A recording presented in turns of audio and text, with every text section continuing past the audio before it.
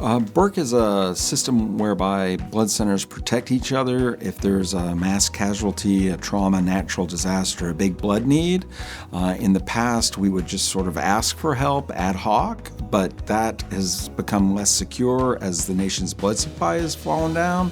And this was a systematic way to commit units beforehand, so Burke is really a safety mechanism for all patients who might be affected by it. Well, it's actually started because there was a mass shooting in Austin, Texas, supplied by We Are Blood, one of the ACT's blood centers.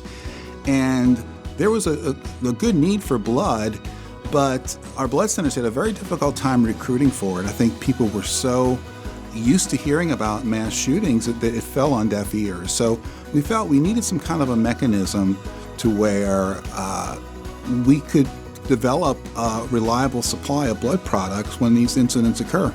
Burke puts people in a more proactive mode. By committing units ahead of time, it takes the sort of reactive form of supplying one's neighbors and makes it a proactive. Hey, let's anticipate there might be a need and be prepared ahead of time. That's the best way the nation's blood supply works, is to think ahead and not have to respond after the fact. Burke is a way that people get into that form of thinking, and it actually invites our donors and sponsors to be part of that forward thinking to make sure that they're anticipating, hey, blood is not just going to come into a disaster by chance.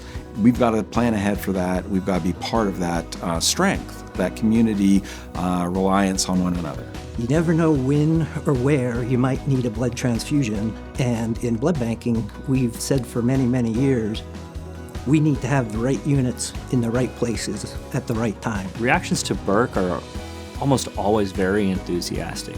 When you talk about the mission and why Burke was founded and how during the depths of the pandemic, most blood centers were operating on less than a half a day blood supply, people really latch on to that feeling of helplessness that things are happening in our community, not just here locally, but on a national scale, and blood centers aren't able to meet the demand of patient needs.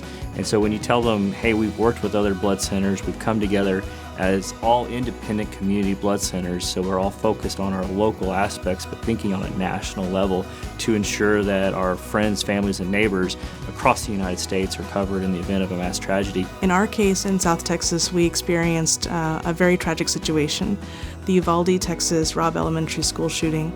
And when that happened, we needed to send all the blood products we had immediately to patients to make sure that lives were saved. When we did that, the Burke program was activated, and it allowed us to get the help from the other blood centers to make sure we could continue to support the patients who needed blood at that event and the events that led afterwards as well. People can support the Burke program by being regular donors at their local blood center in their communities. It's important for them to realize that the blood that's on the shelf today is the blood that's going to be used in the event that it's needed elsewhere. We rely on the sponsors, meaning organizations, donors in the community, to help us collect that blood, and by providing it as a donation. Well, the Burke Initiative is really special to us. At True Obesity, we believe in a safe, sustainable, and adequate blood supply. And so we see organizations and initiatives like Burke where they're stepping outside of their normal day-to-day to make sure that there's a sufficient blood supply for patients in need. We want to support that effort as much as possible.